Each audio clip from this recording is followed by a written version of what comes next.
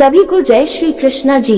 दोस्तों, आज हम श्रीमद् भगवद गीता अध्याय 18 मोक्ष संन्यास योग के बारे में सुनेंगे जी। भगवद गीता का 18वां अध्याय मोक्ष संन्यास योग कहलाता है। यह अध्याय भगवद गीता का अंतिम अध्याय है और इसमें भगवान श्री कृष्ण अर्जुन को कर्म, ज्ञान, भक्ति और संन्यास के संबंध में अंतिम और पूर्ण निर्देश देते हैं। श्री कृष्ण त्याग, फल की इच्छा का त्याग और संन्यास, कर्मों का त्याग के बीच का भेद स्पष्ट करते हैं। सच्चा त्याग वही है जो फल की इच्छा किए बिना कर्तव्य कर्म करता है। कर्म 3 प्रकार के होते हैं। सात्विक कर्म, जिसमें लोभ और स्वार्थ न हो।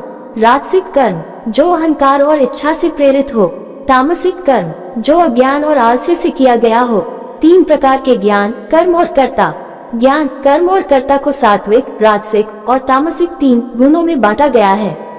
श्री कृष्ण बताते हैं कि हर व्यक्ति प्रकृति के 3 गुणों सत्व, रज, तम से प्रभावित होता है। मोक्ष पाने के लिए इन तीनों गुणों से ऊपर उठना आवश्यक है।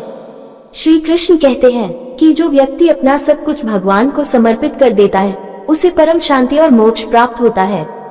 इसमें श्री कृष्ण अर्जुन को सभी धर्मों को छोड़कर केवल उनकी शरण में आने का उपदेश देते हैं। अर्जुन श्री कृष्ण के उपदेशों को सुनकर अपने कर्तव्य को समझते हैं और युद्ध लड़ने का निश्चय करते हैं। 18वां अध्याय भगवद गीता के संपूर्ण उपदेशों का सार है। इसमें कर्मयोग, ज्ञान योग और भक्ति योग का संगम है।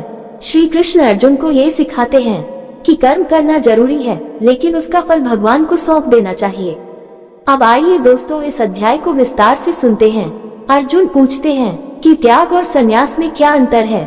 श्री कृष्ण बताते हैं कि संन्यास का अर्थ है कामनाओं का त्याग, जबकि त्याग का अर्थ है कर्मों के फलों की इच्छा का त्याग।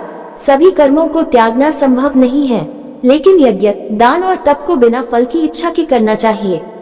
जो व्यक्ति मोहवश कर्म त्यागता है वह तामसिक त्यागी है। राजसिक त्यागी फल की इच्छा के साथ त्याग करता है। सात्विक त्यागी कर्तव्य को बिना इच्छा और फल की इच्छा के करता है। सच्चा त्यागी शांति प्राप्त करता है और कर्म फल के प्रति इच्छा नहीं रखता। कर्म के तत्व के बारे में सुनिए। हर कर्म में 5 तत्व होते हैं।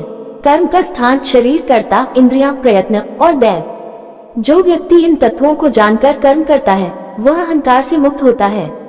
जो अज्ञान से परे है वह अहंकार से बंधा नहीं होता और मोक्ष प्राप्त करता है। ज्ञान, कर्म और कर्ता के प्रकार सुनिए। ज्ञान 3 प्रकार का होता है। सात्विक ज्ञान सभी में एकत्र देखता है।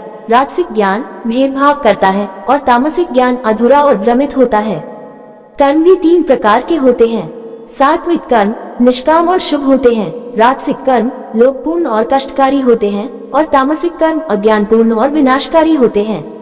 कर्ता कर्म करने वाला भी 3 प्रकार का होता है। सात्विक कर्ता धर्मी, साहसी और निष्काम होता है। राजसिक कर्ता लालची और अहंकारी होता है। तामसिक कर्ता आलसी, क्रूर और अज्ञानी होता है। हर व्यक्ति को अपने स्वभाव के अनुसार कर्तव्य निभाना चाहिए। अपने स्वधर्म का पालन करना, भले ही वह पूर्ण हो, दूसरों के धर्म का पालन करने से बेहतर है। जो व्यक्ति आसक्ति, अहंकार और इच्छाओं को त्याग देता है वह मोक्ष प्राप्त करता है। भक्ति द्वारा भगवान को समझा जा सकता है। अपने सभी कार्य भगवान को समर्पित करके मनुष्य शांति और मोक्ष पा सकता है। श्री कृष्ण अर्जुन को अपनी शरण में आने का आदेश देते हैं और कहते हैं कि भगवान की कृपा से सभी कष्टों से छुटकारा मिलेगा। अर्जुन को स्वेच्छा से निर्णय लेने का अधिकार देते हुए श्री कृष्ण अंतिम उपदेश देते हैं। सर्व धर्मों का त्याग करके मेरी शरण में आओ, मैं तुम्हें सभी पापों से मुक्त कर दूंगा। गीता का ज्ञान श्रद्धालु व्यक्ति को देना चाहिए। जो इसे सुनता और समझता है वह परम पुण्य का भागी होता है। श्री कृष्ण पूछते हैं कि क्या अर्जुन का मोह समाप्त हो गया। अर्जुन कहते हैं कि उनका मोह नष्ट हो गया और वे श्री कृष्ण की आज्ञा का पालन करेंगे। संजय, जो ये संवाद धृतराष्ट्र को सुना रहे हैं, कहते हैं कि जहाँ भगवान श्री कृष्ण और अर्जुन है वहाँ विजय निश्चित है। इस प्रकार भगवद गीता का 18वां अध्याय पूरा हुआ। अब इसी के साथ विदा लेते हैं। कल फिर इससे संबंधित ज्ञान लेकर हाजिर होंगे। तब तक सभी को जय श्री कृष्ण जी।